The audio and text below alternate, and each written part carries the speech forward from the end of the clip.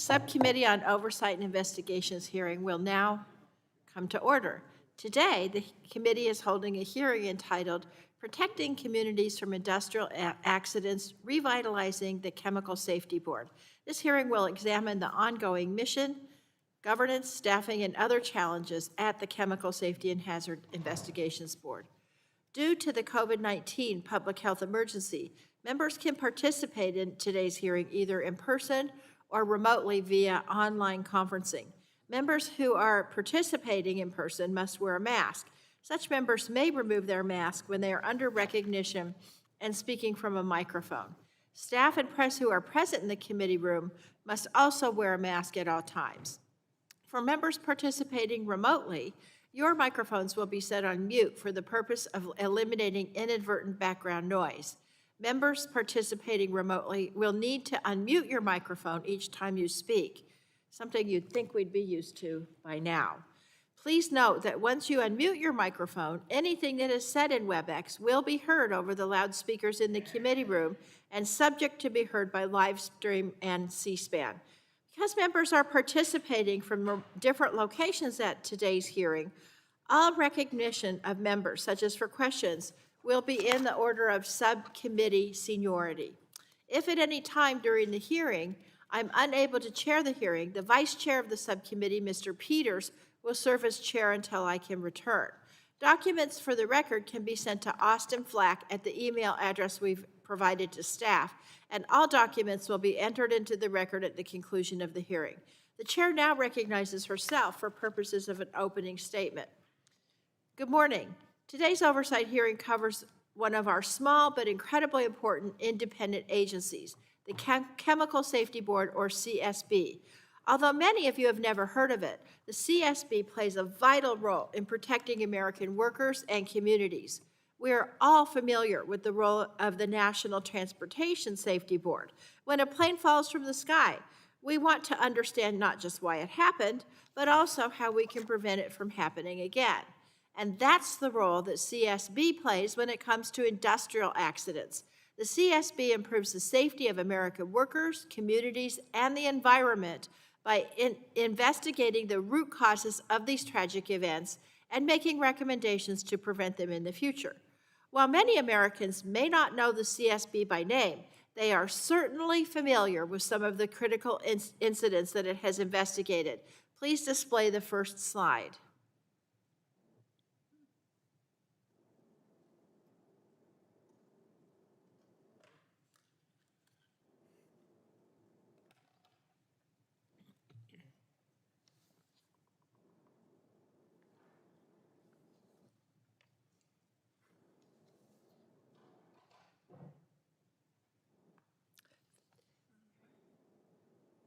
They did practice this in advance.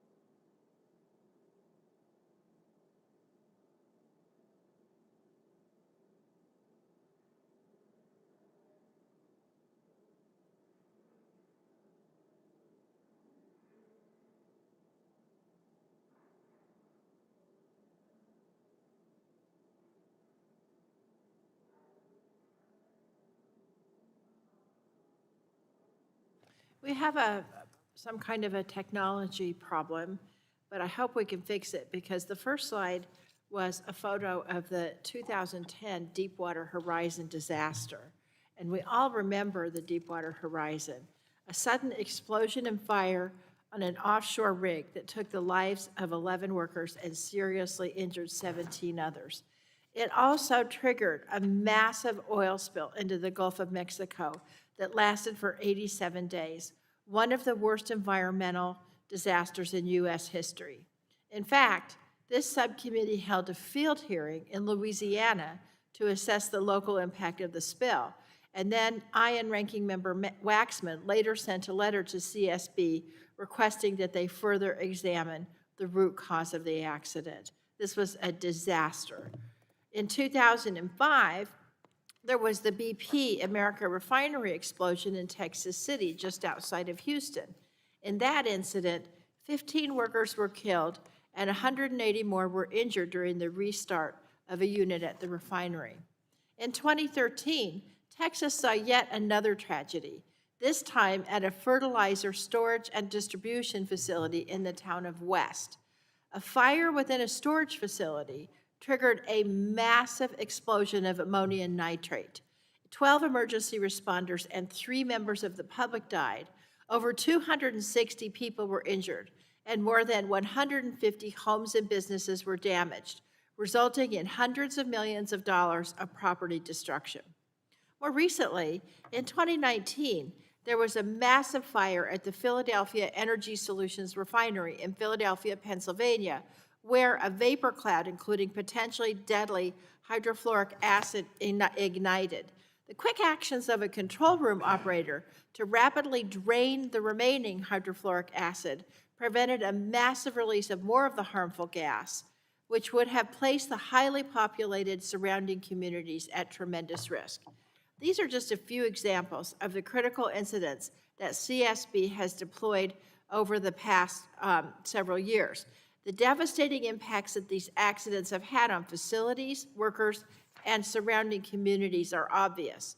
And the CSB safety recommendations that have come out of these and other investigations are directly responsible for improved safety conditions within many U.S. industries. CSB's work has saved lives and protected communities, and those of us with industrial facilities in our districts understand the stake in CSB's work. We want to see this agency flourish, but despite the positive impacts, there have been challenges at the agency since its inception. In recent years, board vacancies, unfilled staff positions, employee morale issues, and most recently, the COVID-19 pandemic have led to unproductivity at the agency. We were pleased to see that the CSB published 2 new final investigation reports last Friday, but there are still currently 18 open investigations, some dating back to incidents that occurred in 2016 and 2017. This is the biggest backlog of investigations that the agency has ever had, one of them. The timeliness of these reports matter. When CSB isn't expeditiously sharing its findings, it cannot effectively prevent future incidents and fulfill its mission to protect people and the environment. Now, we're aware of the many challenges that I've already mentioned today, and they were inherited by our witness today, Chairman and CEO Catherine Lemos. But we're also here today not to focus on CSB's past, but the present and future. And so the questions are straightforward. How does the CSB intend to finish and close the many important investigations it's open? And when can we expect to see the vital recommendations that come from that work? How will the CSB take on important new work if it can't close the many investigations that remain incomplete? When will the CSB fill key staffing vacancies to its investigative mission? And finally, what's the plan to address how the important governing board operates and to avoid the dysfunction it suffered from in the past? In short, we need to understand the chair's strategic plan to move this agency forward. I'm pleased that part of the solution is already underway. The chairman will soon have reinforcements on the board. President Biden has nominated 3 new board members who we hope to see confirmed soon, seeing as right now we only have 1 board member and she's sitting right here. We look forward to the increased activity that we expect to see when they are on board, but we also know new board members alone will not solve all the agency's problems, and that's why we're holding the hearing today.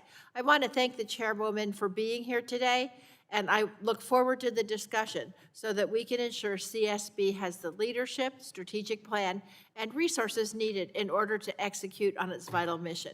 American workers and communities are simply counting on it. The chair is now very pleased to recognize the ranking member of the subcommittee, Mr. Griffith, for 5 minutes for an opening statement. Thank you, Chair DeGette, for holding this hearing. As you said, the Chemistry Safety Board is an independent, non-regulatory federal agency.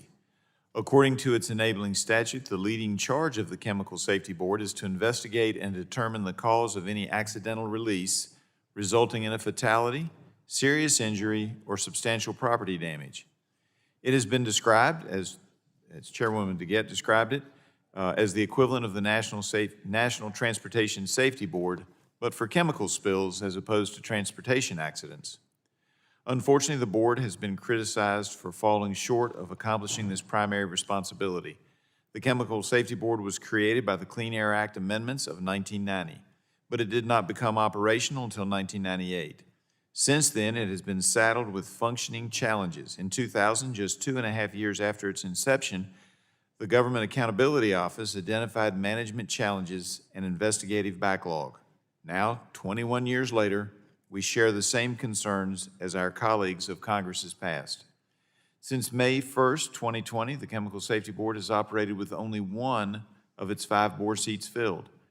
Chair Lemos, I understand that under your leadership, you have been disadvantaged with a short staff and a sharp learning curve. The vacancies in board member positions impede the agency from making substantial progress on benchmarks. Board members are vital for facilitating and closing out investigations, including participating in site visits and approving investigative reports. The Chemical Safety Board certainly faces challenges in recruiting and retaining qualified staff. The quality of investigations hinges on the ability of experts to conduct complete, unbiased investigations. These investigations should have solid backgrounds in chemical engineering. These investigators should have solid backgrounds in chemical engineering or industrial process safety.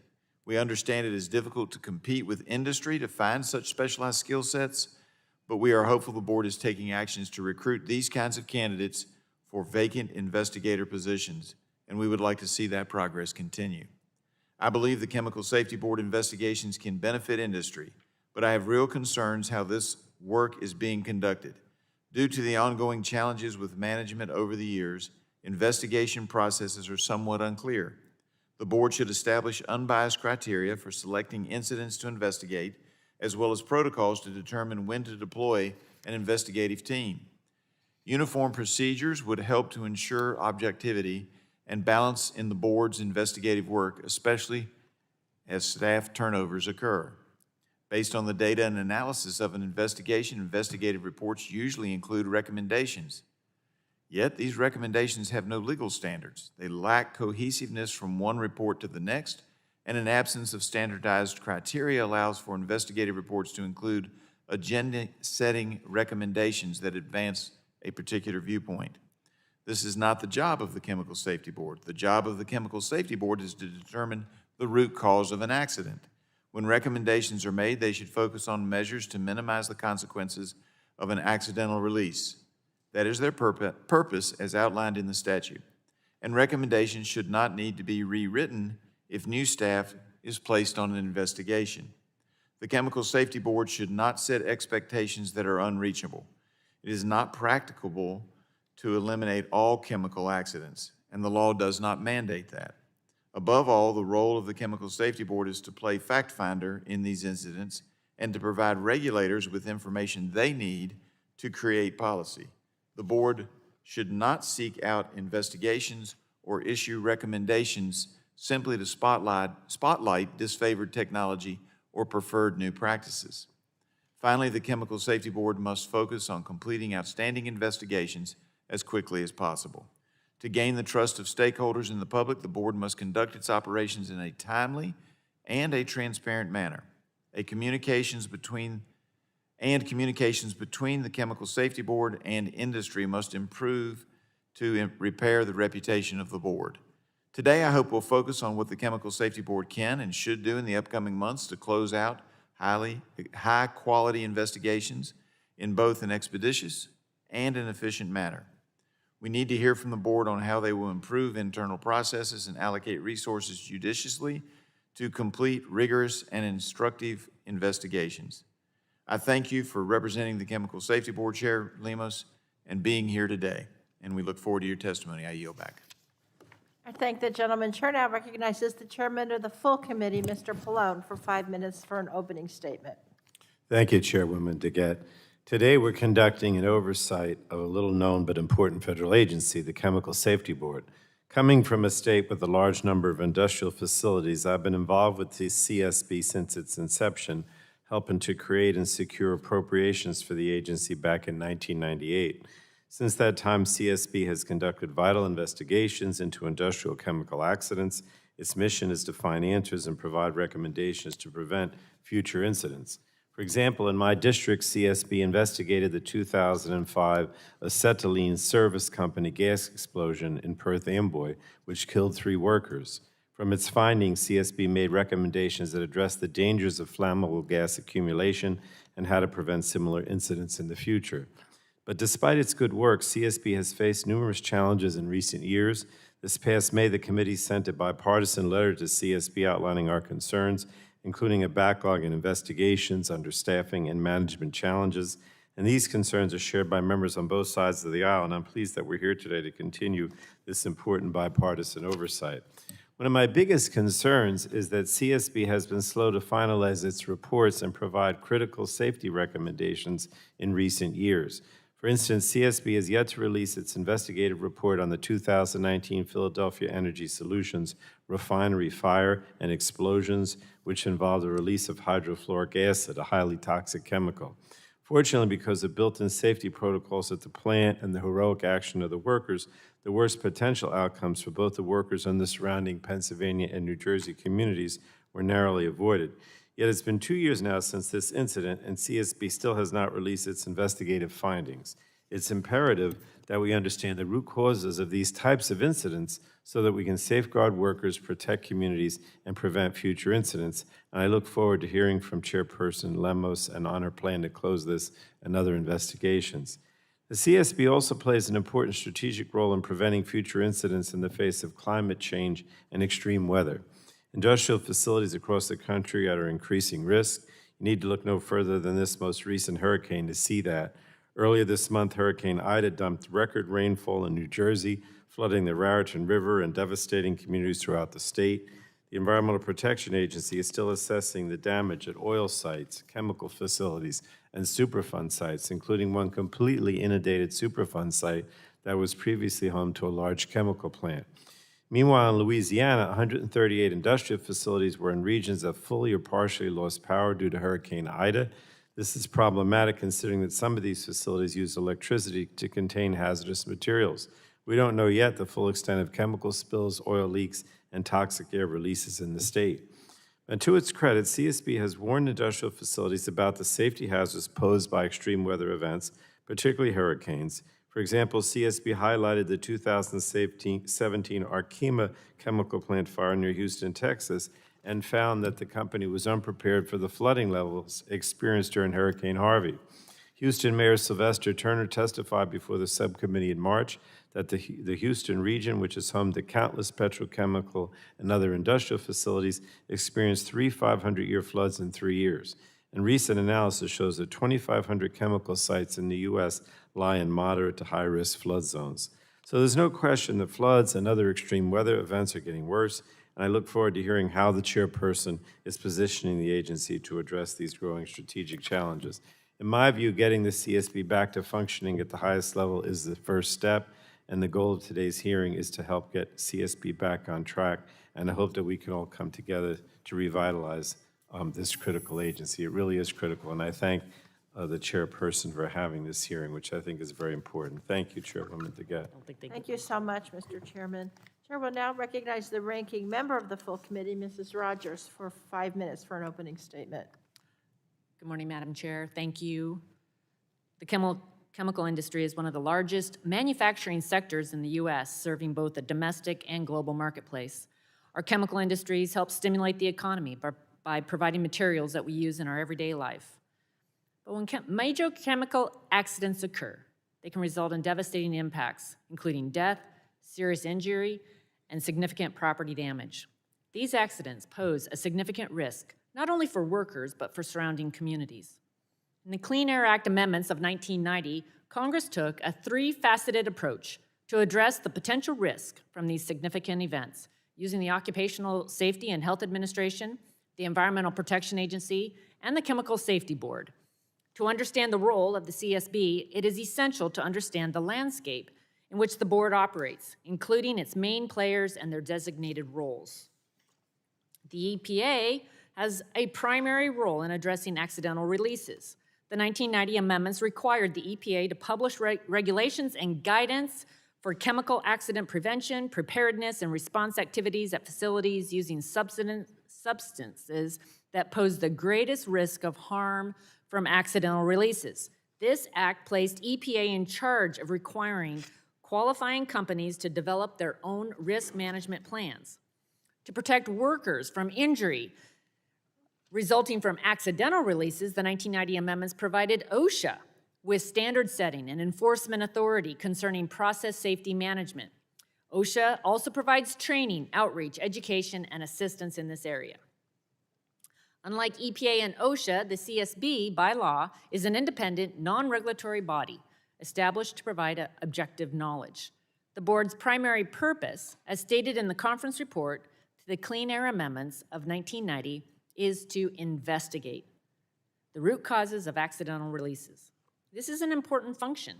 Without an independent investigative body searching for the answers, the industry will not have all the valuable information needed to reduce the risk of a chemical accident that causes substantial damage. Unfortunately, though, the CSB has recently failed in fulfilling this mission.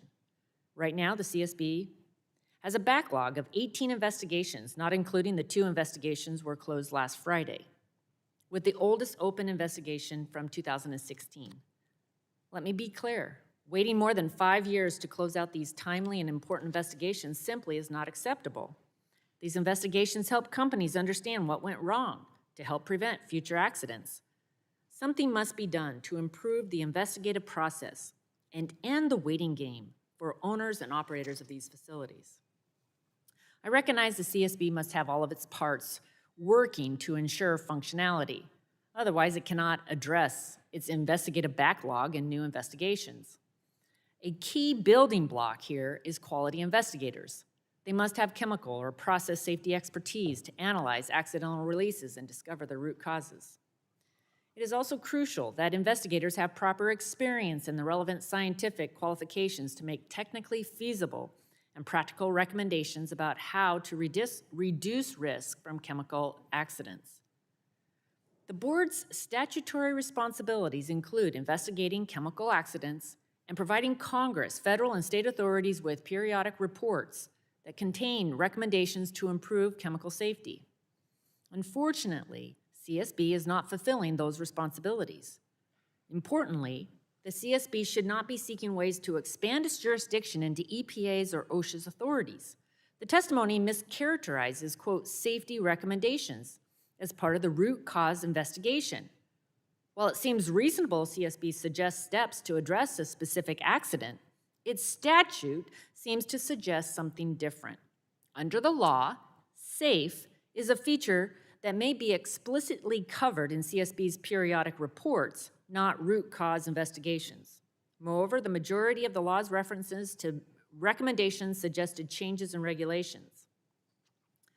The CSB should channel its resources into conducting investigations, especially looking for ways to meet the baseline. It should not use its investigations and the recommendations in its report to push certain agendas. My hope is that the board will resist the urge to become distracted with other priorities and focus on the main task at hand, demonstrating it can color inside the lines by focusing on investigations. Ultimately, workers, communities, and our manufacturing sector depend on it. Thank you. I yield back. I I thank the gentlelady.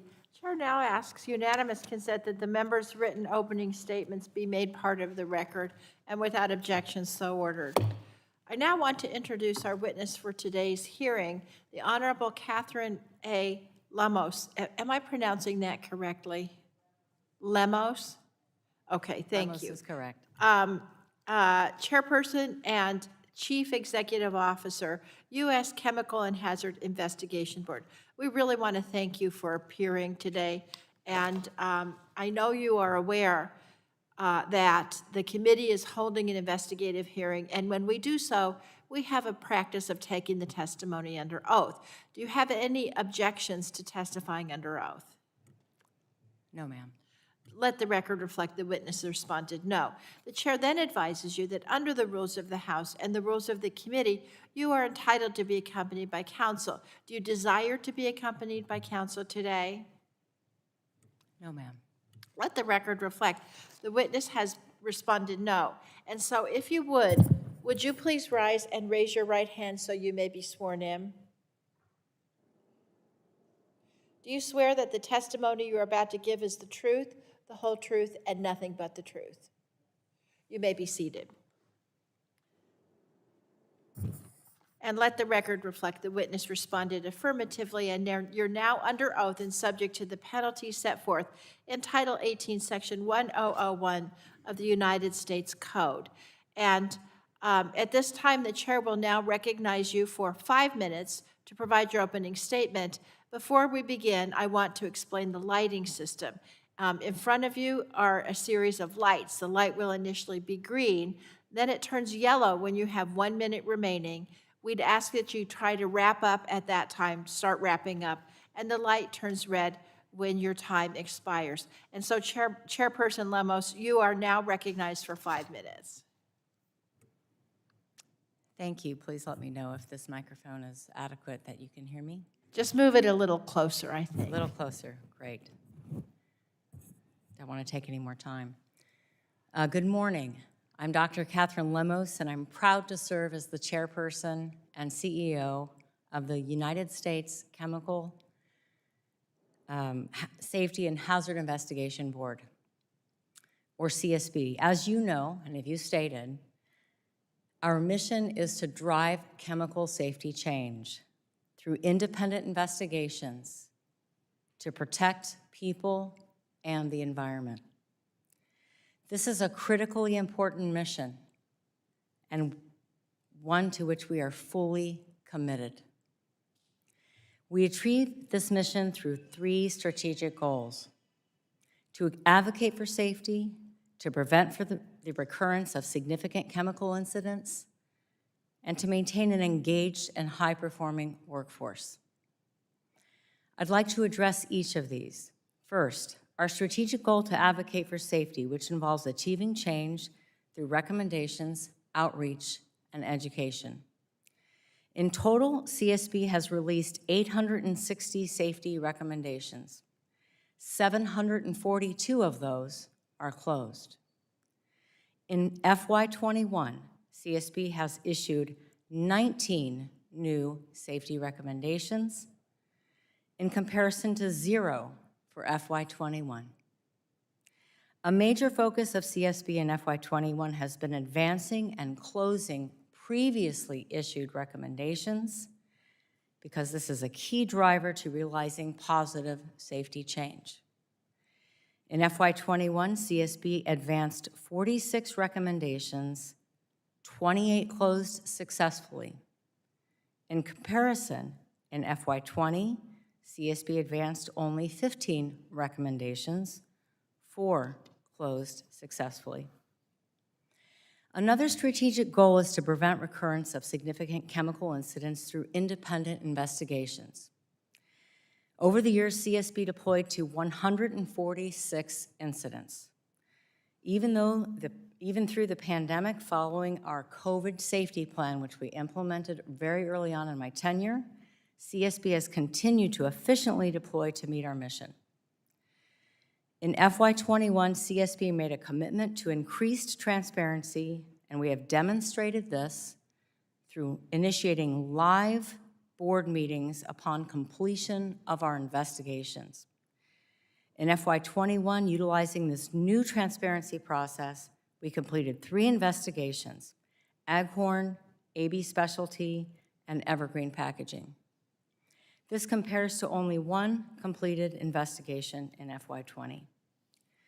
We are working diligently to complete the remaining 18 open investigations. Due to enhanced internal processes developed this year, we are poised to complete investigations more efficiently moving forward. Our third goal, it is to create and maintain an engaged, high-performing workforce. After accepting this role last year, I was shocked to learn of how low the staff numbers actually were. Our agency is critical to the safety and the well-being of our workers, the public, the communities, and our environment. To address this, we have prioritized hiring a robust, diverse, and engaged mission product team. And by year-end FY23, our plan is to have an all-time high number of investigation and technical specialists on the mission product team. We have also increased technical contractor support with expertise in specialized fields such as metallurgy, blast modeling, and equipment testing.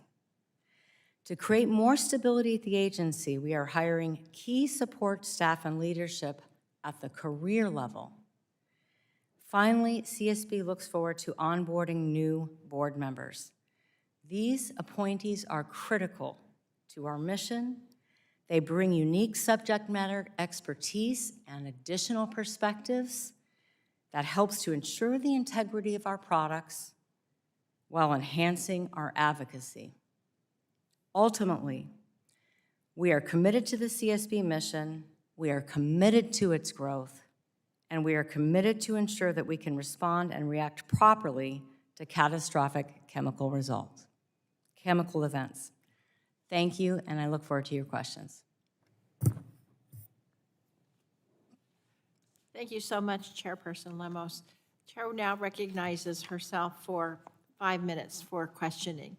And as I said in the opening statement, today's discussion is really focused on where the agency is right now and what we need for it for it to function going forward.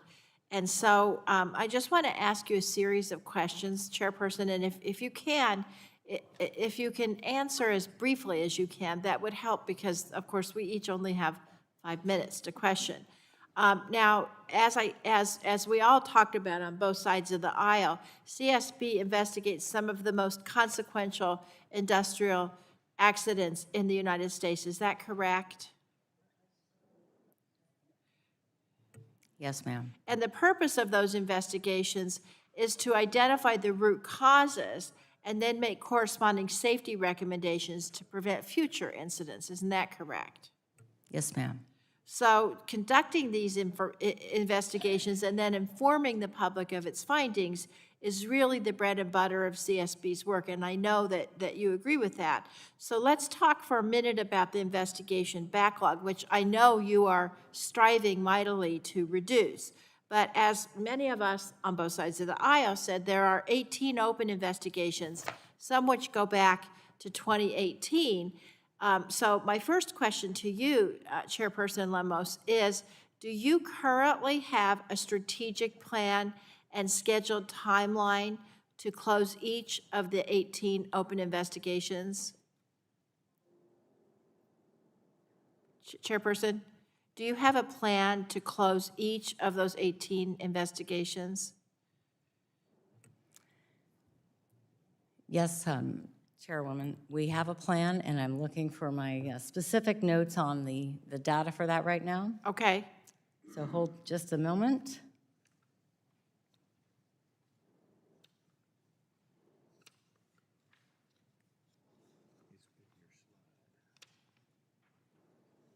With the slide.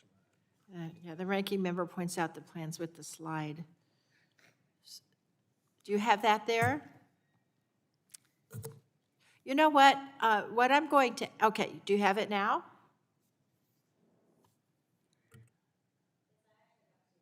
Can you turn your mic on, please? So sorry. I actually have two different aspects. First of all, our top priority is to focus on the mission. Yeah, okay. But do you have a plan for closing those 18 open investigations, yes or no? Yes. And can you give me a copy of that plan? We can provide a copy of the plan as we have discussed or as we have exchanged information with your staff. Okay, if you can give me a copy of that plan, then I will put it into the record. And the other point that I want to ask, in my time remaining, that's transparency of the agency. CSB's regulations require that each quarterly public meeting include a review of the board of the schedule for completion of all open investigations. Now, I understand that the schedule has not always been made public in the past, so will you commit to providing this schedule of completion for all open investigations at your quarterly public meetings going forward? So first of all, I'd like to address one of the questions you asked before. Okay, but first of all, and I will have time for you to do that, but let's answer this question. Can you provide the schedule of completion for all open investigations at your quarterly meetings? So if you have a quarterly meeting, you can say which ones you're planning to close. I can tell you right now which four are the next to come up. Okay, but do you plan to release those at your quarterly meetings? Yes, we plan Okay. to release those, and we have actually recently, in the last two meetings, said which ones will be up for finalization. Super, thank you. And then you can go back to I've got 45 seconds, so you can answer my previous question. Understands. Yes, we have a plan. We've got early phase, mid-phase, and late phase, and I Super. can tell you the four right now that are up for legal review, which is the final phase before the board receives them, Great. are Sunoco, Didion, Biolab, and Loy Lang. And I would give you all the details on that, except you have limited time. That's okay, we have a lot of members that can ask. And then what about the rest of the investigations? Do you have a plan for completion of those? Yes, we do, and we will provide that to you. I so appreciate it, thanks. And again, I really appreciate the yeoman's work that you are doing in a very tough situation. But we all agree on the mission here. We just have to get this agency working to protect the safety of our constituents. With that, I will yield to the ranking member 5 minutes for his questioning. Thank you, Madam Chair. I appreciate it. According to its statutory authority, the Chemical Safety Board can incorporate recommendation measures into investigative reports. But I have been told investigators sometimes may write investigative reports that incorporate their own background or biases when developing recommendations. If they are doing so, that might challenge the independent investigatory jurisdiction of the Chemical Safety Board to determine the root cause of an accident. Does the board have standardized requirements for its recommendations? The board has standardized requirements which are in the process of being codified, and that is exactly what we're trying to address in our internal process improvement.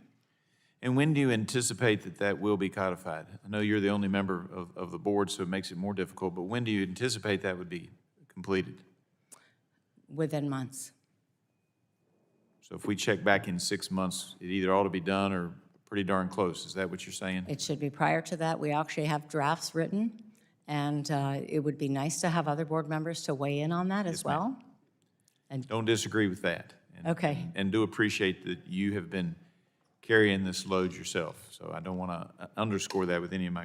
We've don't already wanna drafted it. Undermine that or neglect to say that because I'm going to ask, some tough questions. I understand you've got some handicaps. Do you think it would be a good idea to establish legal criteria? So you're going to codify these standardized requirements, but do you think it would be a good idea to establish legal criteria so that we can have a greater standardization among recommendations and reduce the chance of agenda setting through recommendations? So everything that we process currently under my tenure undergoes legal review. Every recommendation, every report, every safety bulletin, every safety alert. That was not the case prior. Okay. So I guess that's in essence a yes. Yes. All right. In your message in the chairman's FY 2020 Chemical Safety Board Impact Report, you state the U.S. Chemical Safety Board has successfully carried out its core mission work in fiscal year 2020, despite an unprecedented impact from COVID-19. The board's mission is to drive chemical safety change through independent investigations to protect people and the environment. But that language is not actually found in the statute. Is the Chemical Safety Board's mission? Okay. We might disagree on that, but we can talk about that later. In determining the success of carrying out its mission for a fiscal year, does the board factor in how many investigations were closed during that year? Can you please repeat that question Yes, one more ma'am. time? In determining the success of carrying out its mission for a fiscal year, does the board factor in how many investigations were closed during that year? In the past, performance has not been a measure that's been held accountable, that the board has been accountable to, and I've instituted that. We have included that information in budget requests, but that is something that I am working strongly to institute. So that should be a part of the determination as to whether or not you've had a successful year. Absolutely. Okay. The impact report also states that a top priority for the board is to continue delivering high-quality safety products to the community. Can you explain what high quality means in this case? This means they're all cause. They investigate to the degree that the safety impact is warranted, and we apply our resources accordingly, and that the outcome is sound. All right. What were prior Chemical Safety Board products lacking that caused you to establish different standards to improve the quality of the work product?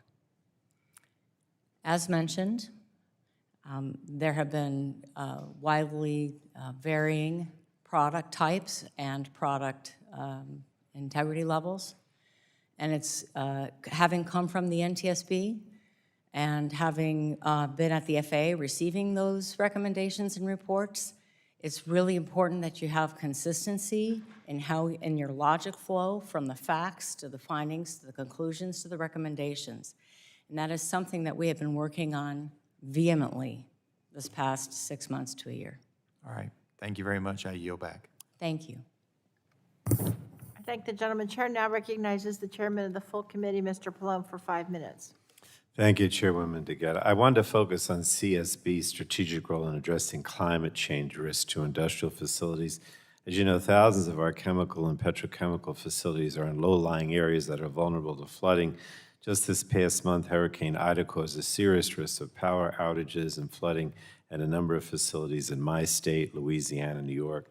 And I'm pleased that CSB's guidance and recommendations began to address climate change and extreme weather following Hurricane Harvey and the resulting Arkema chemical plant fire in 2017, but we have to do more. Many facilities seem to be caught off guard by catastrophic events driven by climate change. So let me ask the chairperson, what more should industrial facilities be doing to prepare for a changing climate, in your opinion? So just to repeat, what more should facilities? What more should you think that industrial facilities should be doing to prepare for a changing climate? What are your suggestions? So based on the Arkema report, we recommended that CCPS put out comprehensive guidance, which is how to prepare for extreme weather events. And as we've seen with Ida, behind me, Managing Director David Lacerte is from Louisiana, Baton Rouge, lived through that. And a lot of we anticipate seeing more and more of these events, so it's going to become even more of a challenge for chemical industry moving forward. So we have interacted with GAO in extreme weather and making sure that we collect the information and trending and tracking and which incidents in the past and the future have occurred due to extreme weather to try to find some causal factors. But in terms of what plants or facilities can be doing, following guidance that is out there to ensure that they're not just preparing for today's historical, but tomorrow's based on recent history and predicted future level of extreme events. Well, I appreciate that you are putting out recommendations, and hopefully there'll be more But I did want to ask, I want to make sure that CSB, that its board members, staff, and specialists are relying on sound science. Let me just say, as chairperson, has the board identified a set of scientific resources that it draws upon to help assess the impacts of increased sea levels, rise, storm surge, storm intensity, or other extreme weather events? What are the scientific resources that you draw upon? So I'm glad that you mentioned that the CSB is an independent and scientifically based agency. We, as we mentioned to the GAO, and the report is forthcoming in the few months, we focus on the extreme weather events, and it's more responsive. There are other agencies that are responsible for predicting what might occur. What we need to do is ensure facility resiliency and ensure that there is guidance that's adequate to help facilities prepare for these extreme weather events. But I mean, have you identified a set of scientific resources that you draw upon to assess the impacts of this climate change? I mean, there's that, and then there's also the challenge with staffing, and so, having the right mix of experts to do these assessments. So I guess I'll just repeat, if you've identified a set of scientific resources to draw upon, or you're considering bringing on additional investigators who examine the nexus between climate change and industrial preparedness? That's a wonderful point, and in terms of staffing and our ability to conduct scientific studies, first of all, we need to partner with our federal agencies as our enabling legislation encourages, because at this point, we don't have the staff to conduct that level of safety study and analysis. So we need to rely on a range of our federal partners and outside entities to be able to identify what could be done and what should be done in the chemical community. I mean, I know you can't lobby us for additional resources, but it sounds like you do need additional resources, so I'll take that to mean you do need additional resources and you'd like to see additional resources for more staffing. I'm certainly not lobbying. I'm telling you that there's only so much that we can do with the resources that we have, and we would appreciate fully funding what we have requested. I believe that we're on an upward trend. We have, hired more staff. They're joining. We're likely to get more board members. I believe that that's an upward trend, and we're going to maintain that staff and engage them. But to be able to conduct all of the activities in our enabling legislation, which is to conduct safety studies in addition to investigations, although investigations is the primary, we would need that additional staff to be able to carry that out effectively and fully. Thank you. Thank you so much. Thank you, Madam Chair. You're welcome. Thank the gentleman. The chair now recognizes Mrs. McMorris-Rogers for 5 minutes. Thank you, Madam Chair. I believe it's important that we focus on the mission of this board, the Chemical Safety Board, and before we start talking about more people and more resources, let's make sure that the board is actually even fulfilling the mission that, as currently stated in the statute. And I think it's clear that members on both sides of the aisle have concerns about the effectiveness and the outcomes of the board with the current staff and current levels of funding. On the CSB website, it states that the investigative process generally takes 6 to 12 months to complete, and a draft report is then submitted to the board for consideration. Reports may be adopted through a written vote of the board or in a formal public meeting during the incident site or in Washington, D.C. Dr. Lemos, can you walk us through the investigative process currently, and if we can expect new investigations to be completed within the stated timeline of 6 to 12 months? I think to answer your question, 6 to 12 months, if you look at our history, that's not the timeline that things have been closing. But the community and our agency is accountable to actually meet a more rigorous timeline. If you look at our counterpart, the NTSB, it's about 2.5 years for a major investigation.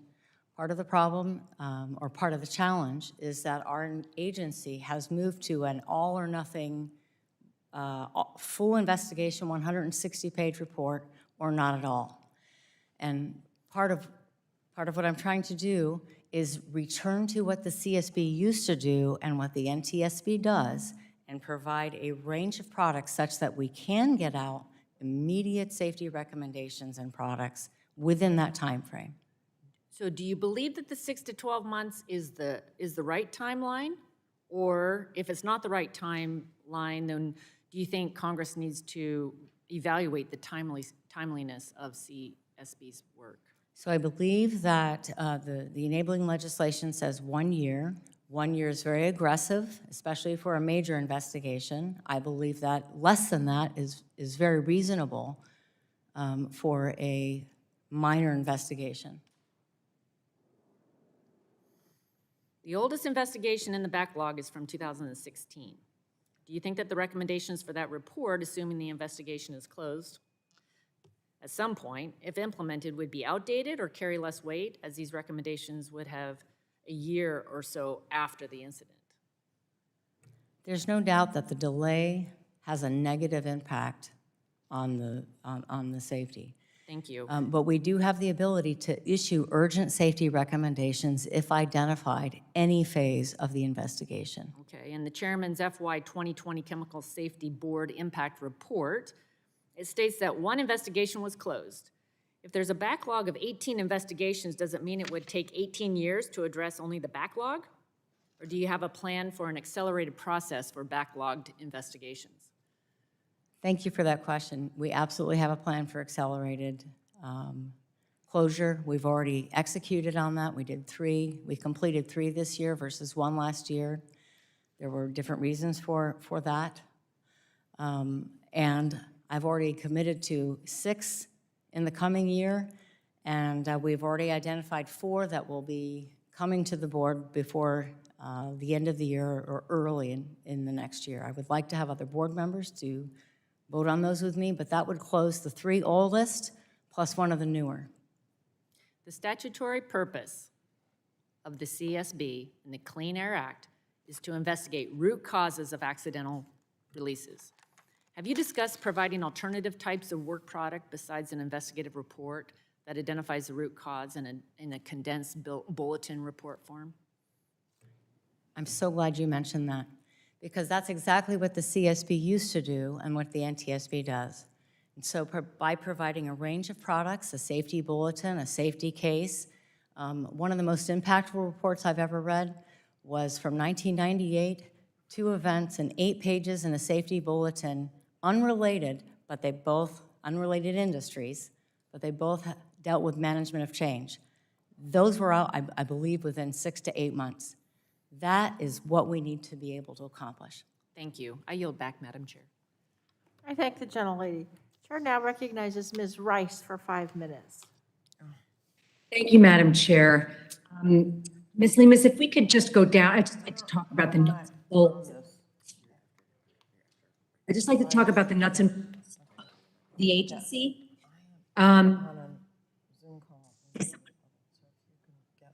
Ms. Rice, you're fading in and out. Okay. There. Can you hear me now? Yes. Okay, great. Ms. Lemus, I'd like to get to the nuts and bolts of the purpose for this agency and remind everyone that it was, while it was created in 1990 and authorized the Clean Air Act, amendment of 1990, it wasn't funded until 1998 as a result of a series of industrial accidents that led to a renewed impetus to secure appropriations for the organization. So now it's my understanding there are presently 4 vacancies on a 5-member board, and President Biden has made 3 nominations that are sitting in the Senate waiting for confirmation. So I'm sure that that is providing an enormous amount of difficulty for you to actually carry out the mission of this organization, seeing as you're the only board member out of a 5-member board. And I asked, sure that I would get the agreement of my Republican colleagues on this committee to ask their Republican in the Senate to move these nominations as quickly as possible so that this board can be fully constituted and get going. So that's number one. Number two, I understand that there are or were 40 full-time employees, 20 of whom were investigators. I believe that there are unfilled positions for those investigators. Dr. Lemus, what I'd like to ask you is, if you have,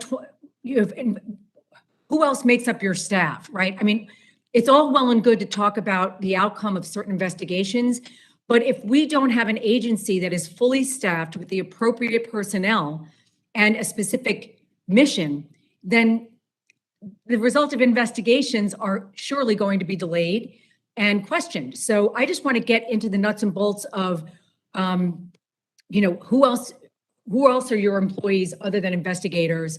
And I also want to ask you, if you could, I know this is a very long question, but I'm just trying to understand the makeup here. Is there a specific enough description of what the responsibilities and duties are of each individual board member? So first tell me who your employees are, and then speak about the specific responsibilities of the board, if you would. Thank you for that question. So the first part of that is who our employees are. And I'll talk about the mission product team. I had trouble seeing you on the screen, but so I'll just look up here at the chair. So the mission product team is comprised of investigators who actually go out to the sites, do the follow-up, do the investigation. They oversee the testing and whatnot. We have also on the mission product team recommendation staff that are assigned to help identify the gaps in guidance, regulation, procedures, policies that are related to the contributing factor. So those are important elements of that team, as well as the recommendation staff and advocacy team to provide materials. In terms of support staff, that includes human resources, general counsel, contracting, all of the other things, administration, all of the other things, IT, that are required to support and feed our investigative and mission product team. Can I just interrupt you for 1 second? Do you have the staff that you need, yes or no? Not yet, but we are getting there. So we just hired a contracting manager, and we just hired a new human resources director. We will be hiring a career managing director, as well as replacing our general counsel. And the board, the responsibility of the board, again, I'm running out of time. If you could just tell me what you feel that the mission, the responsibility of the individual board members is specific, or does it need to be more better defined? So I believe you've asked whether or not, so what the roles and responsibilities of the board members are and whether that needs to be better defined. Is that correct? Yes. Okay. So Board Order 28, that discussion specifically addresses the roles and the responsibilities of board members versus vis-a-vis the staff. So as the OIG reported out, mentioned in several management challenges reports, we needed to settle this. So we have in writing and already passed roles and responsibilities that are clear so that board members can focus on their mission, and what their mission is in technical reviews. They review reports, they review recommendations, they vote. They engage in stakeholder collaboration and community outreach. They they lend their technical expertise and perspectives to the products. And they also assist with the strategy and the mission of the agency. Thank you so much. Generally's time's expired. Staff has asked me, Chairperson Lemos, if you can mute your microphone when you're not talking. I guess it's causing feedback. And Chair will now next recognize Mr. Burgess for 5 minutes. I thank the chair. I thank our witness for being here with us this morning. I apologize for not being there in person. We have a Rules Committee hearing going on at the same time, but through the miracle of the hybrid hearing, I'm able to participate in this one. And it was important to me because a little bit south of the district that I represent in Texas, back in 2013, a fertilizer plant blew up in the town of West Texas.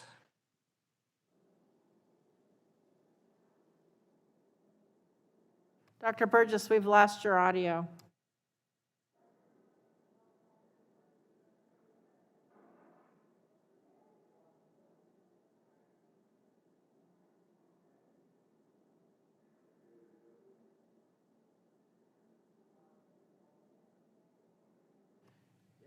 We've lost Mr. Burgess, so we're going to go to Mr. McKinley, and if Mr. Burgess can get back on, then we'll have him after Ms. Schakowsky.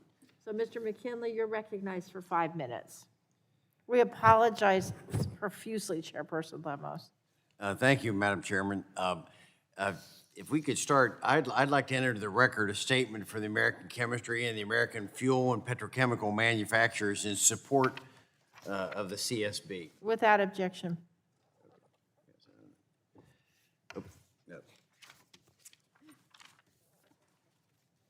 So, Dr. Lemos, the role of the CSB is to investigate. I've heard all the testimony before. They investigate accidents and determine the conditions and circumstances that led up to those accidents, and identify the cause or causes so that similar events might be prevented.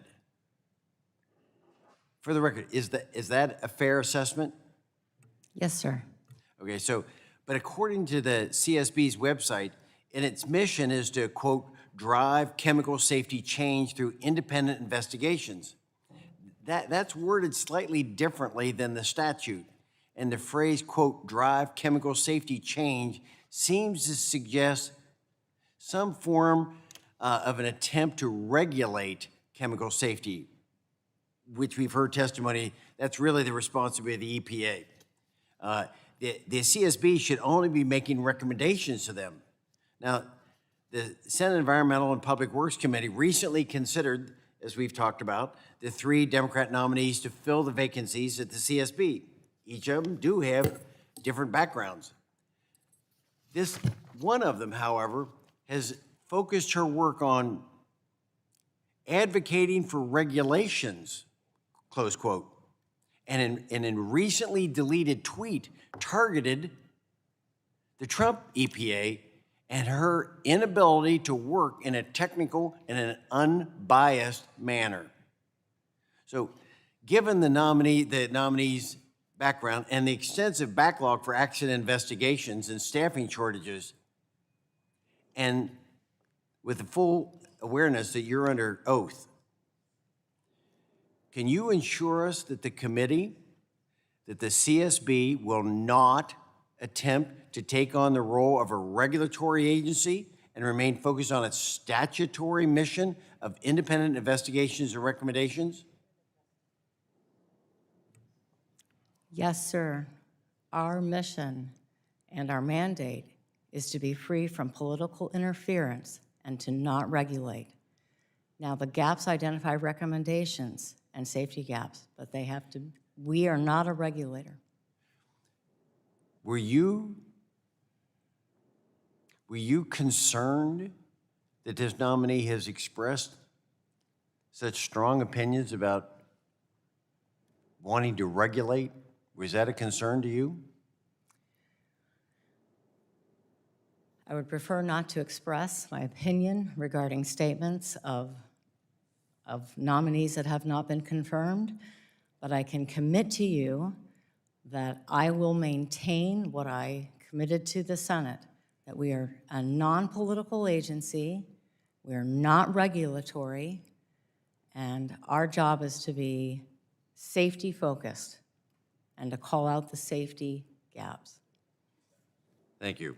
I yield back the balance of my time. I thank the gentleman. Chair now recognizes Ms. Schakowsky for 5 minutes.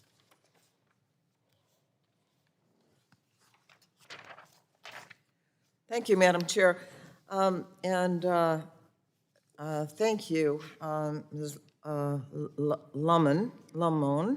And I want to begin by thanking you, some positive news, that the Chemical Safety Board approved its investigation report of a May 2019 AB specialty silicones explosion that took place in my state of Illinois. It was very serious.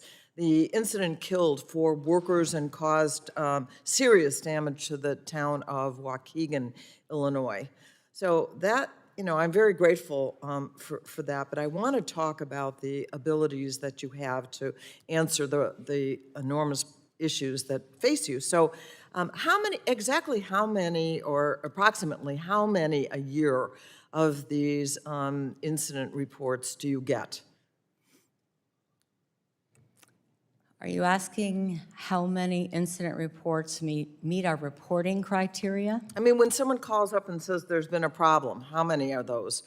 20 to 30,000 per year. 20 or 30,000 per year. But we know, in fact, in your testimony, you said you were shocked to learn about the low staffing numbers. We've been talking about that I understand that about 30 to 40% of the investigative positions were vacant this year. So my understanding is that you also noted in your testimony that by year's end of this year, that you plan to have an all-time high number of investigators and technical specialists, et cetera, on the mission product teams. And I wondered if we're going to be able to get there, and what is your plan to get there? Thank you for that question, because more staff are certainly needed to address more of these events. So the all-time low in staffing in recent years was in 2019, which was 8 investigators. And currently we have 14. We just joined, two new persons just joined us this past week. So we're on track by the end of FY23, so the end of the next fiscal year, with your support and appropriations, to have an all-time high across the mission product team, and that includes the recommendation staff and advocacy, technical writers, and others that are required to put together that full report in an efficient manner and with integrity. So how many more people does that mean? How many more people do you have to have at that point? I believe, well, so on the mission product team or the entire staff? Well, the entire staff, you can divide it any way you like. I believe the entire staff, we just submitted for 61 positions by the end of FY23. My belief, that's low. Is there any way to speed this up so that we can, get even more sooner? So there's a scaling issue as well. Currently, most of our investigators are 12 months to 18 months new to the agency, despite them having a lot of experience. That's why we've been investing in the processes so much to ensure consistency. Is there a way to speed it up? We can ramp up a plan to do that. If we were able to and funded to do so, absolutely. Let me ask you this. You said you get tens of thousands now of, calls about toxic or, accidents that need to be investigated. How do you make the decision of what comes first, especially with this current shortage and limitation on the staff? What's the process? So that's a good question. So of the 20 to 30,000 reports per year that we receive, I'll just say from the reporting event, since the reporting criteria last year, March of last year at the end, 88 actually qualify. So we determine that based on the criteria of fatality, injuries, environmental impact. There is whether or not it's a critical driver on our list and the potential safety impact that it has. However, our attempt to take a range approach of our products will allow us to address all of those 88. 20 to 30,000, and you're saying that 88 actually qualify, that's it? That none of those others your agency can address in any way? That's the max that gets qualified? So it's important, well, it's important for us to be able to track and trend incidents and to be able to identify high-risk areas. But 20 to 30,000 incidents, which may not meet our reporting criteria, but are reported to us based on what we request, are important. And I do know that the regulatory agencies also track these events. Okay, I'm out of time. I appreciate that, thank you, and I yield back. I thank the gentlelady. Chair now recognizes Mr. Long for 5 minutes. Thank you, Madam Chair. And Ms. Lemos, are desk investigations different from regular investigation, and if so, how?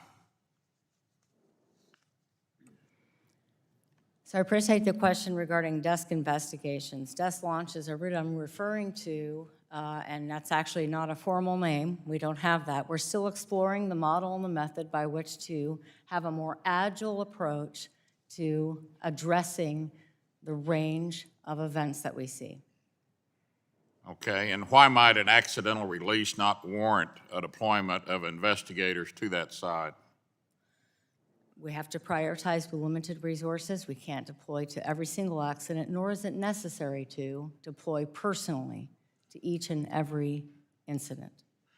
Given a backlog of 18 investigations and new incidents occurring to investigate or need to be investigated, can work be done at the desk to determine whether or not to deploy to an ordinance, allocate resources that might be impactful for investigations to the industry?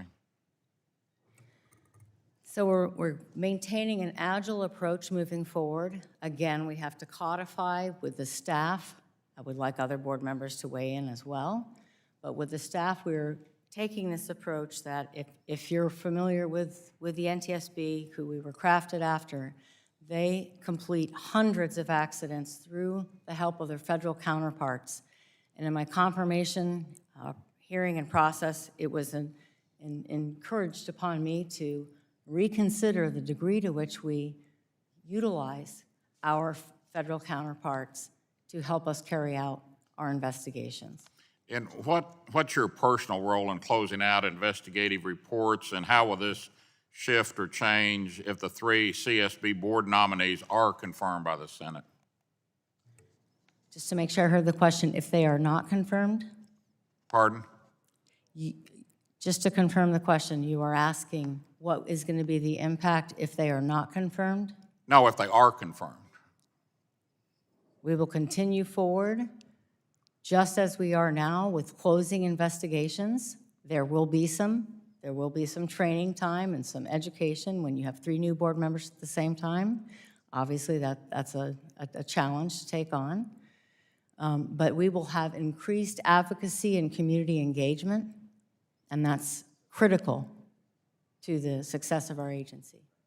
Okay, so I'm going to repeat the question to make sure that you got it and I got it, and that might have been the way that you answered, but my question was, what is your personal role in closing out investigative reports, and how will this shift if the 3 CSB board nominees are confirmed by the Senate? What's your personal role in that? My personal role, the difference when there's just a board of 1 versus board of 4, correct? Uh-huh. I will have other perspectives. We will debate the matters in live forum.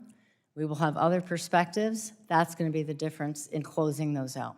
Okay, and I'm having a little trouble with the sound system in here picking up everything you're saying, but I appreciate it. The CSB needs the 5 board members mandated in your enabling statute, and the board members should have a broad range of applicable experience and expertise, including experience in the operations, processes, and procedures typically applicable in commercial chemical facilities.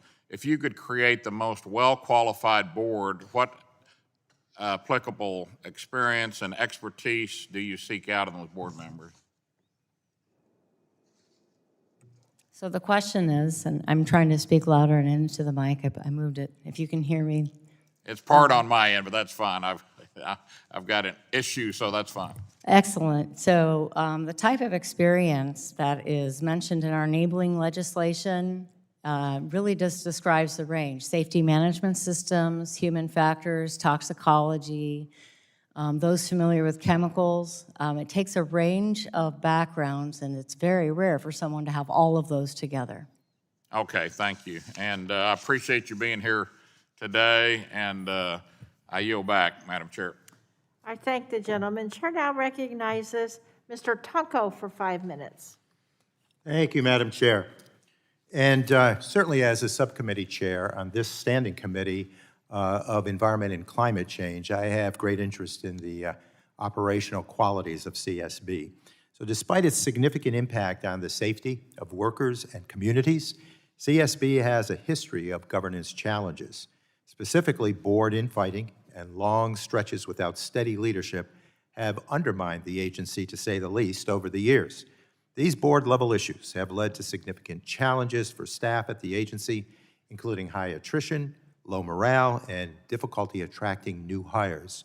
As we have heard today, 3 new board members will hopefully soon be joining this agency. So, Chairperson Lemos, I know you would like to prevent history from repeating itself. So how do you intend to integrate and involve these new members so that the agency does not fall into that power-sharing squabbling that has hamstrung it in the past? Thank you for that question, which I believe is, how do I intend to prevent a repeat of what has been occurring since the inception, really, of the CSB?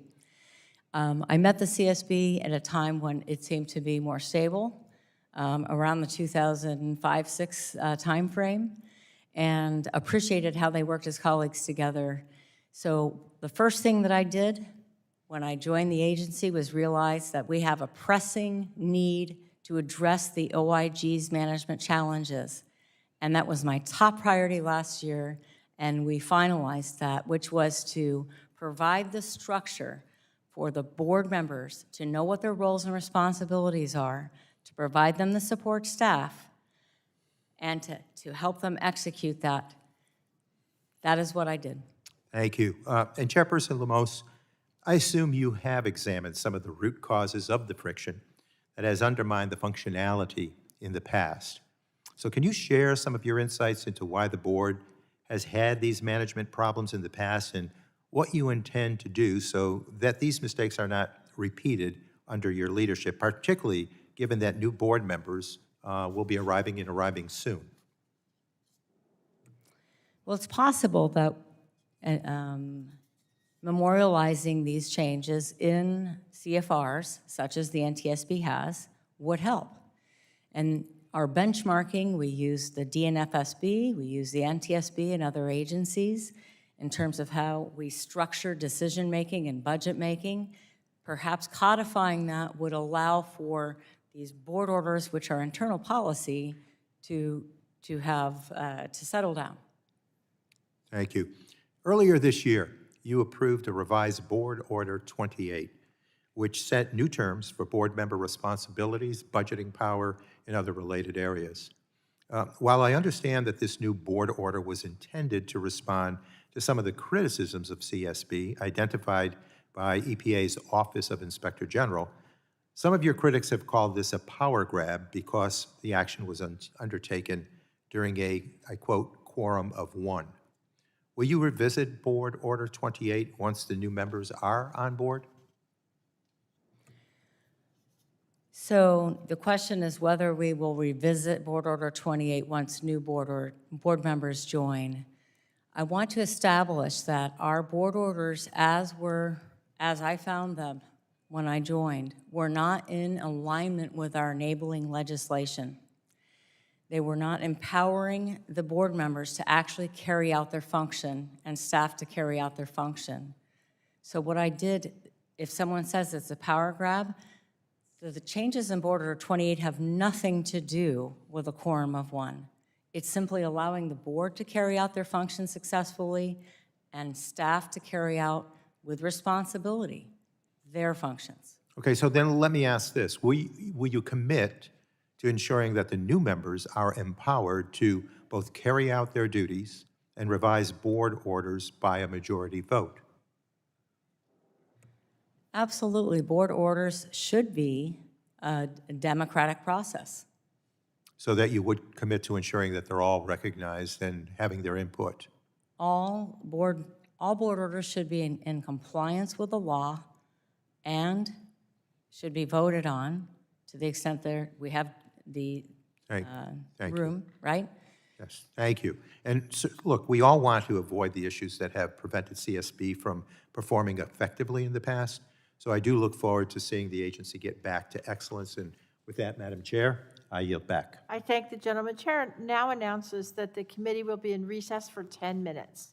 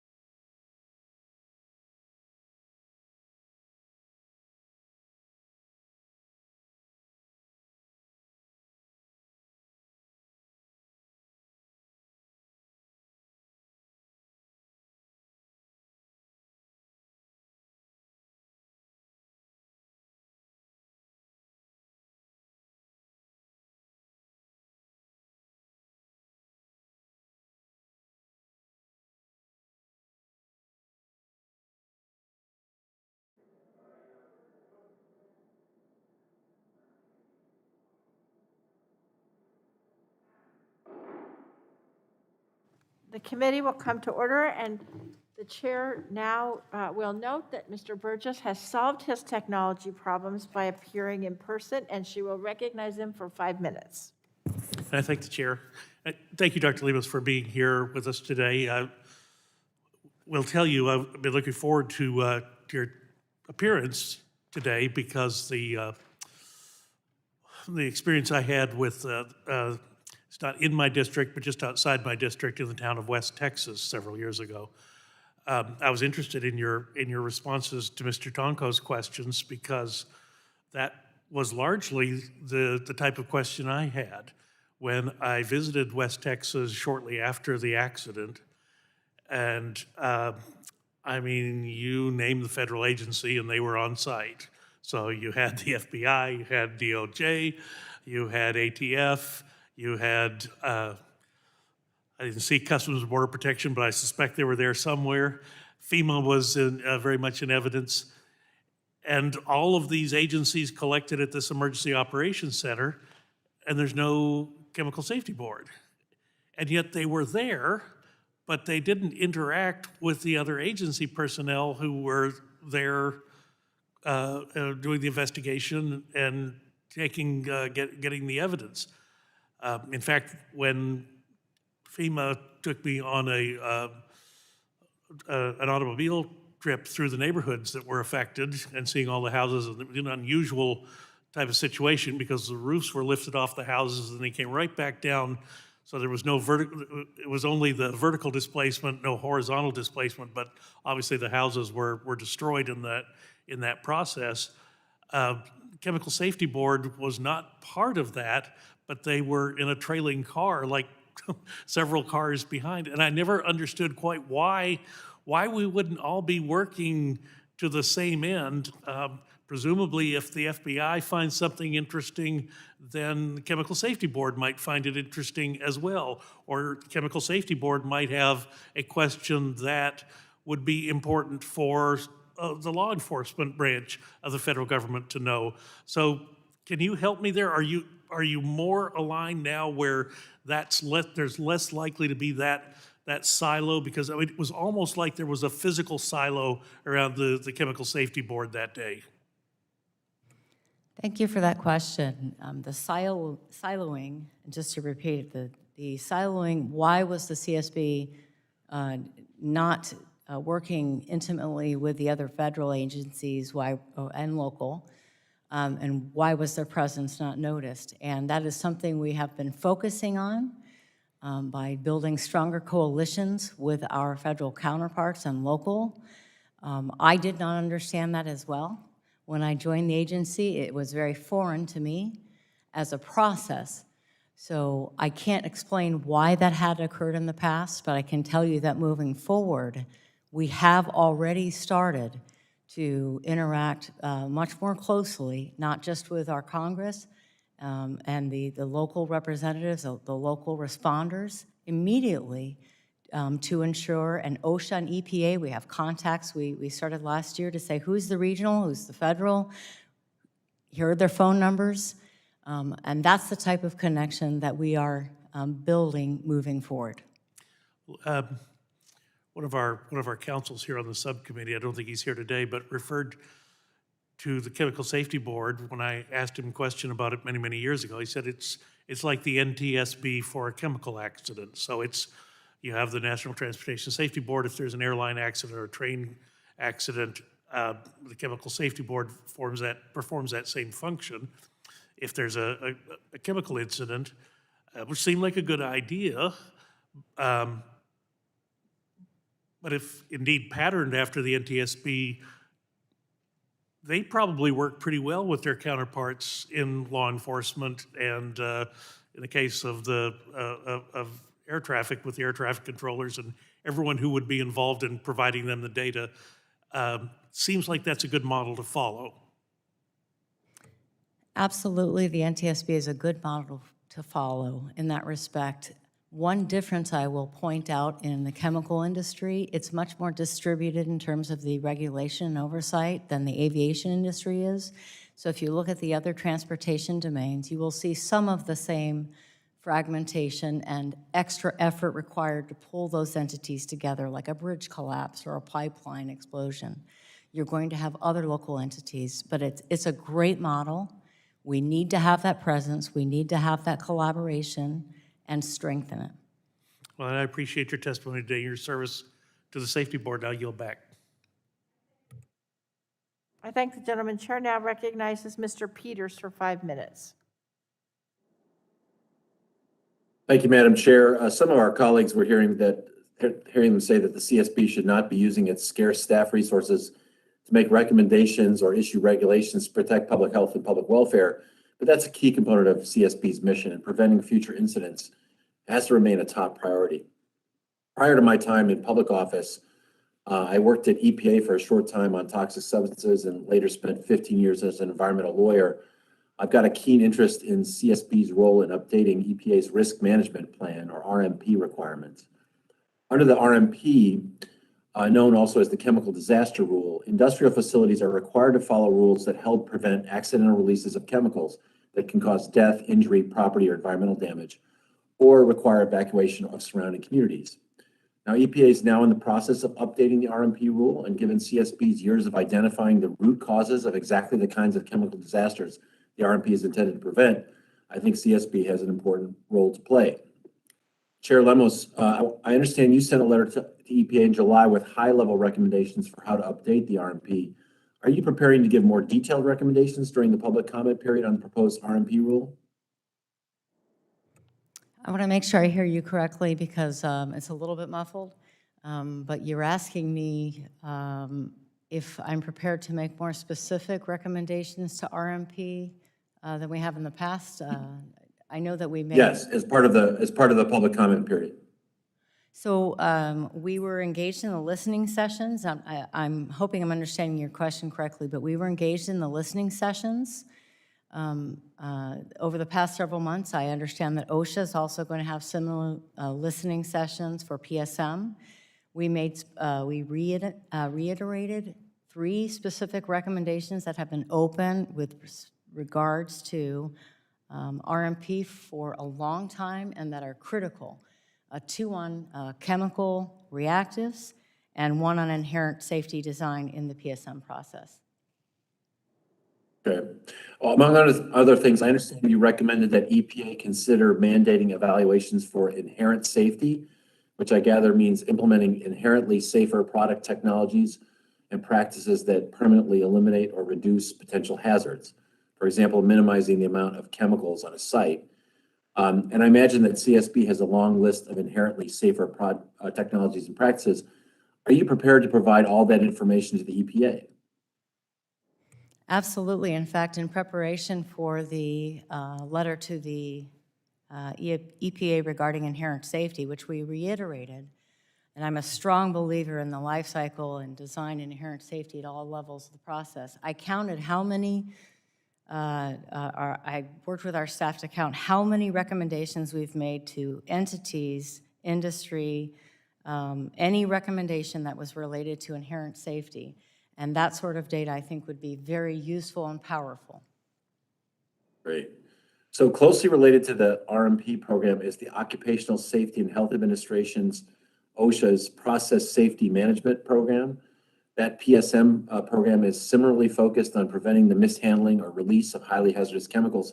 And to my knowledge, OSHA has not announced its intention to update its program the way EPA is updating its RPM program. In the absence of an active effort by an agency to update a program like this, what do you see as the advocacy role for CSB to push for regulatory changes that could reduce the risk of chemical disasters for workers? So some of the efforts, you're asking about specifics for PSM that we have been recommending, just to confirm? Yeah, how would you want to affect the PSM, right? So we, last year, myself and some of the new staff met with OSHA and EPA to speak about both of their programs and the most highly prioritized recommendations. After the explosion in Beirut, we also reiterated some of our recommendations for PSM that came out of the West Texas event. So that is the PSM modernization and to take into account similar things that we're asking for EPA to account for as well, to include reactives. So we will do a comprehensive analysis. We have an advocacy team, and we will also look at what are the gaps in the PSM. I mean, we already have the analysis on that. I don't have it in front of me, but I'd be absolutely pleased to provide it to you. I'd love if you could provide it to the subcommittee. I just urge you to work closely with EPA as they update the rule, make sure they have all the relevant information to prevent future chemical incidents. And my time has expired. I yield back. Thank you. I surely thank the Vice Chair. I'm now pleased to recognize Mr. Palmer for 5 minutes. Thank you, Madam Chairman. Ms. Lemos, my colleague, Mr. Peters, talking about the EPA, and I want to ask some questions related to that in the context of who investigates the investigators. The EPA was involved in a couple of major chemical spills, the Gold King mine in Colorado, and which, frankly, the remedy that should have been afforded to the people impacted by that hasn't yet been afforded them. But there was another EPA-caused spill in Georgia, along the, in Greensboro, Georgia, that the EPA, I think, attempted to cover up. Does the Chemical Safety Board have a role or even a responsibility to engage in the investigations of spills like that where it's caused by another government agency? So I want to make sure I understand your question. I'm having a little difficulty hearing. So and Billy you're Long. asking if the CSB has a role in investigating accidents, and I didn't hear the rest of the sentence, sorry. Accidents caused by another federal agency, in this case, the EPA. They caused the Gold King mine spill that dumped millions of gallons of toxic water, included zinc and other chemicals, cadmium, lead, down the Animas River that impacted Indian reservations, impacted everything pretty much downstream. But a few weeks after that, they were involved in another spill in Greensboro, Georgia, which my understanding is they attempted to cover that up. It was just a few weeks, like I say, after the Gold King mine spill. So who investigates the investigators? Would the Chemical Safety Board have a role in going in to investigate something like that? So I don't know all the particulars for the events that you were describing, but if it meets our rules for deployment or in our scope, in the CSB scope, which is an inadvertent release that has significant impact for... Reserve my time. With the gentlelady suspend, please, all members online, please make sure you're on mute. Gentlemen may continue. Thank you, Madam Chairman.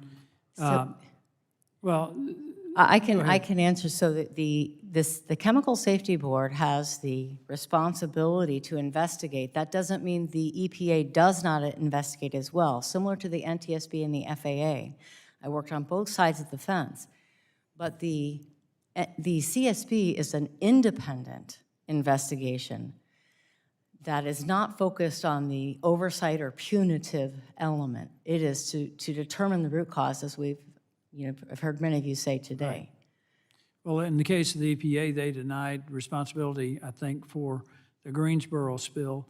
And I would just think that the Chemical Safety Board would have some responsibility. There might be a jurisdictional issue that would be argued, but sometime it might not be a bad idea for those who are responsible for that, who would normally be investigating, to be at least under the, in some way, under the investigative powers of another agency.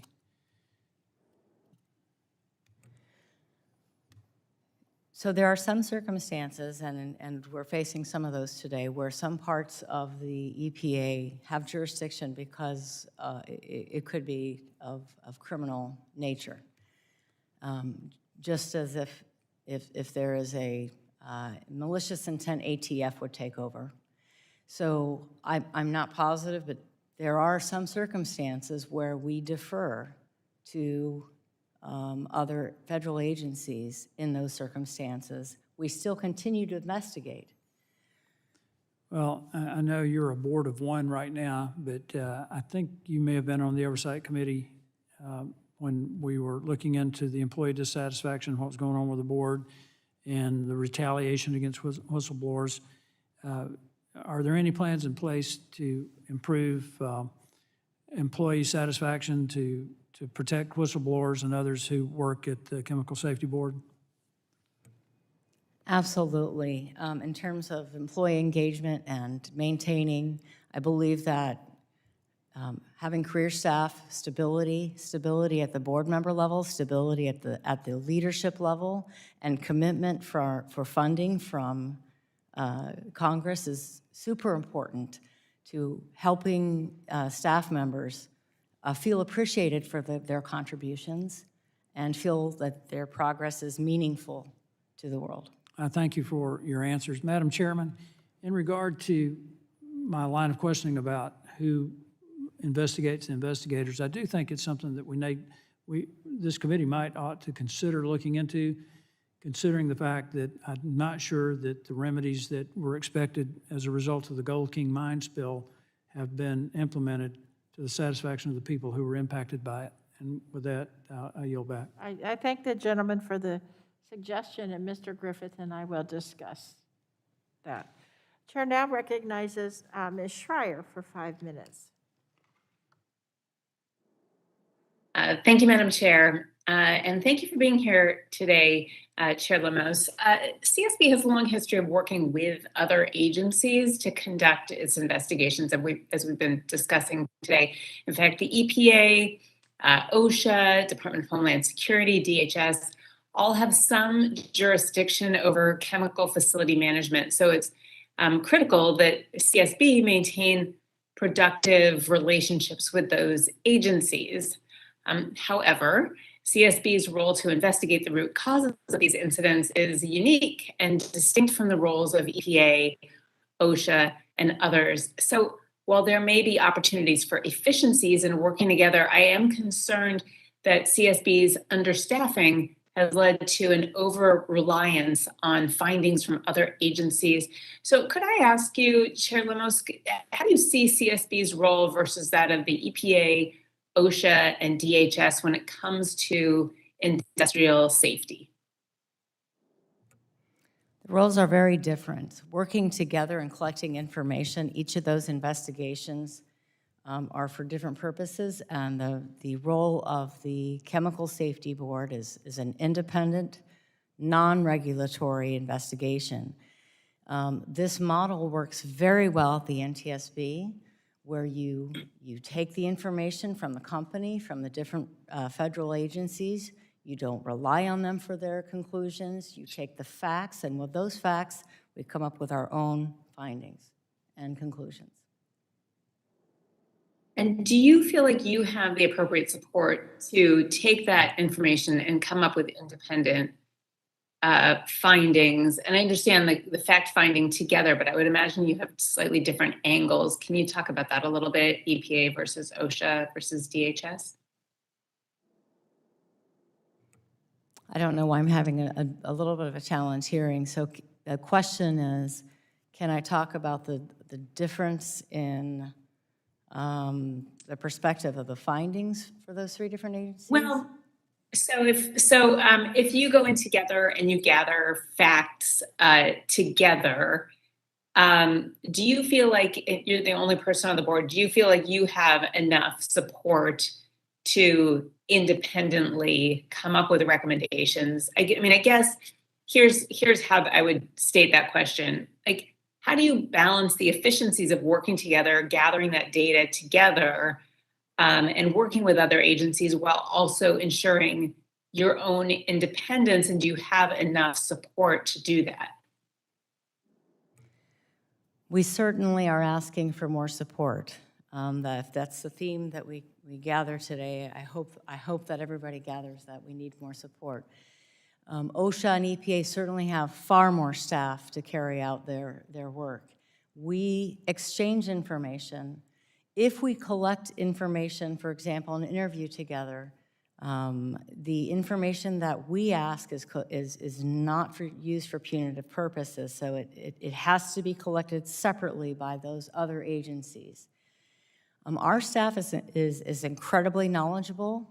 They are able to sift through the facts and the circumstances, and they continue to ask additional questions, so it's not relying on any one source of report when we are working together and collaborating with our federal counterparts, despite the fact that they're regulated. Just because of my time constraints, also, I just wanted to touch on the importance of public comment, and I wondered if you could comment on reinstating public comments, because we have heard that according to the July 2021 stakeholder letter, that United Steelworkers and other organizations did not have opportunities to provide public comment at two recent meetings, March 5th and April 2nd.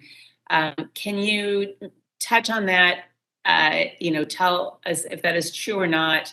Are you providing notice of your meetings? And if not, why not? And also, can you commit to providing a 60-day notice for when your meetings are coming up so that there is transparency and public comment? Yes, so I'll be efficient. Two things. One is the notice. 60 days is in our internal policies. I believe it's 2 days or 10 days. I think 2 days in our CFRs. We have been doing a better job at providing advance notice. In terms of public comment, it's important, and in fact, even during public meetings, we have been receiving public comments and responding to them, just not in the verbal format. We have emails and we respond to their questions. So I think it's really important to distinguish between a public meeting where we discussed board issues, business issues, which is unheard of at the NTSB, frankly, and board meetings where public can have insight, similar to this meeting where the public can view and have insight into the process, but not be weighing in. So I do believe in an enhanced transparency, and that's what our public meetings are doing. We have been putting all of our public meeting notes and comments on the website, the transcripts and verbatim, my specific notes that we speak. So we will be addressing that, and I believe that additional board members will help with that community engagement and public voice. Thank you. Thank I you, yield back. Chair now recognizes Mr. Dunn for 5 minutes. Thank you, Madam Chair. I yield my time to the ranking member, the Honorable Morgan Griffith. Gentleman's recognized. I appreciate that. Thank you. I appreciate it. Let's go ahead and finish up that last question. Part of the question dealt with steel workers, and you dealt with all kinds of things, but you didn't talk about that specific situation. Could you, because I think my colleague would like to know, can you specifically reference the complaint by the steel workers that they didn't have an opportunity to be heard? So I've had numerous engagements with USW via stakeholder meetings on video as well as through letter. I haven't heard a complaint specifically only from the USW that they were not allowed to comment. All right, I suspect there'll probably be some questions follow up because it wasn't my area that I had prepared for, but I suspect there'll be some questions after this hearing in regard to that matter. Let me move on. At the beginning of the questions, you were asked by Chair DeGette about your plans for removing the backlog and addressing incoming cases. You promised to submit that plan for the record. I'm curious about this plan. Did you approve some of it? Did you approve all of it? What was your role in preparing this plan to deal with the backlog? Thank you. I've been pushing for a resource allocated plan since I joined the agency. And because it's important and because the community, not just our leaders here, but the community and the stakeholders deserve our accountability to the plan. So as a part of that, then, you did approve this plan that's coming forward? Yes, sir. And can you share with us any of the details you remember of the plan that you approved? Well, I can tell you that the 4 that are coming up for closure, and I've tasked this plan and working that with my managing director who's sitting right behind me, who will be presenting that to you all. Okay, I appreciate that. Regarding extreme weather, setting aside that the statute is agnostic about causes that you investigate, how much is the climate and extreme weather work you told Chair Pallone that you're doing, how much is that taking away from the investigations that you need to do and to complete? So to date, we've only had one completed investigation that was attributed to extreme weather, which was Arkema. There are other investigations in the past that we could go back and find. We have one other currently, which was due to extreme weather, that's under investigation. That's Biolab. So as they come up, we're going to attend to them. So I can't say that we're not taking a time away from any other investigation. Okay, so I guess and maybe I misunderstood, that's certainly possible, which is why we have hearings, to try to sort this stuff out. My understanding was that you all were also working on some things that people ought to be doing, recommendations to prevent extreme weather having consequences in the future for other facilities. Was I correct in that? So there are no staff that are currently tasked to studying extreme weather or any other specific thing because... Except as an outgrowth of the two investigations you just mentioned. I'm sorry? Except as an outgrowth of the two investigations that you just Correct. mentioned. And our GAO report, which we had, to engage with, and their report is coming out, and that involves extreme weather and climate change and the EPA and the CSB and a number of other agencies. Okay, I just want to get that clarified. With that, I will yield back to my colleague, Dr. Dunn. Madam Chair, I have no further questions. I yield back the remainder of my time. I thank the gentleman. Chair now recognizes Mr. Joyce for 5 minutes. Thank you, Chair Dingell, for having this subcommittee hearing today, and thank you to Chair Lemos for appearing today. Government entities like the U.S. Chemical Safety and Hazard Investigation Board keep our constituents safe from industrial and environmental accidents. That is why it is so critical for the missions of these institutions to be well-defined so that they can execute the tasks that are given to them.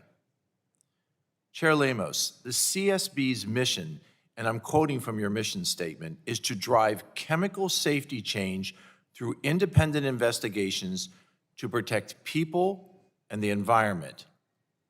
That's a fairly broad mission statement. What is CSB's process for writing a mission statement? So I believe that mission statement, along with the strategy, was crafted by a previous board member.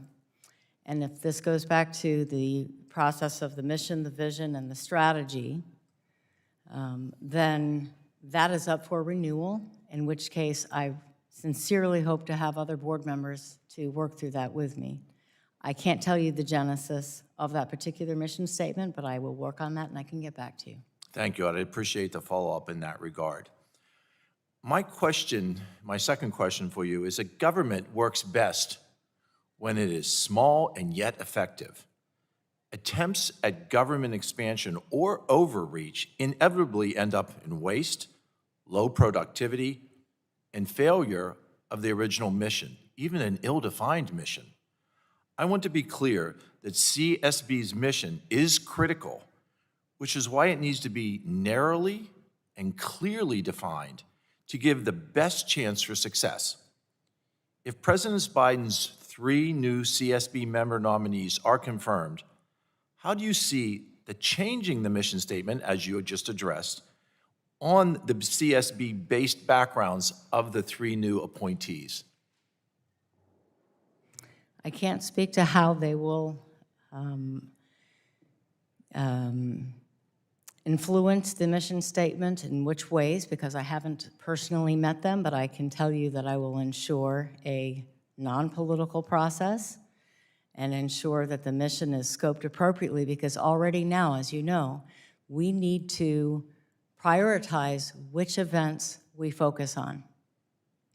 Couldn't it be problematic that maintaining this wide-ranging mission statement could be interpreted by different members depending on what the new member's agenda might be? It's possible, yes. Do you think it is imperative that a new mission statement is crafted, a concise and narrowly focused mission statement? I believe that we need to be in alignment with our enabling legislation, which is pretty broad. I believe that through specifically scoping and detailing what we will prioritize will help the entire community. On that note, the Senate legislative history states the principal role of the new Chemical Safety Board is to investigate accidents to determine the conditions and the circumstances that led up to the event and to identify the cause or causes so that similar events might be prevented. Do you believe that the CSB is effectively carrying out that role currently? I believe that we are working towards fulfilling our mission, but that we have a long way to go to fulfill that completely. I concur. It seems like there is a long way to go. And we've already heard in this hearing about the backlog of accident investigations and the continued need for them going forward. Would the CSB, as it is currently proposed to be made up, be effective for those responsibilities along with the current obligations? So the question is, if we staffed up according to the staffing plan, which we will provide, will we be effective in meeting our mission? Yes. Yes. Thank you, Chair Dingell. I think this is an important hearing. I thank you for convening it. I yield my remaining time. I thank the gentleman, and I thank all of the members. This now concludes the hearing, and I want to thank, again, I want to thank the witnesses for participating in this hearing. I want to remind members that pursuant to committee rules, you have 10 business days to submit additional questions for the record to be answered by witnesses who appeared before the subcommittee, and I'll ask the witness to respond promptly to any questions should you receive any, and also to the commitments you made to submit the various plans.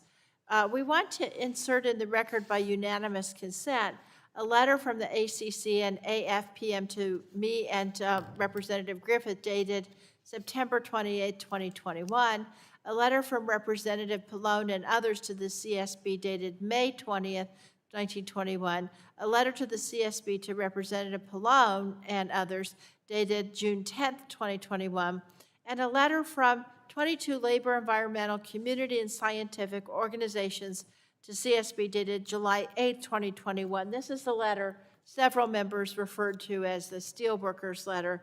And without objection so ordered, Chairperson Lemos, the letter from the 22 organizations is comprehensive in their recommendations to many of the challenges you're facing at CSB. Does the agency plan to provide a formal response to that letter? Yes, thank you for clarifying that point, because that certainly helps the questions. We have already responded to them, but we would not respond prior to our continuing our conversation with you and being here today, knowing that this was up and coming. We feel that you're our priority to communicate with, but we already have responded, engaged back. In fact, we had engagements with them several times this spring and last fall. So we told them that we looked forward to continued engagement with them. Super. I would ask if you could please, Chairperson Lemos, if you do respond in writing to the organizations, if you could provide a copy to this committee, that would help us in our investigation. Absolutely. We can immediately provide you a copy of our response after we receive the letter and any details moving forward. We appreciate that. And again, we appreciate your agency's continued cooperation. As you can see from both sides of the dais, we're all eager to help you in fulfilling your important public safety mission. And with that, this hearing is adjourned.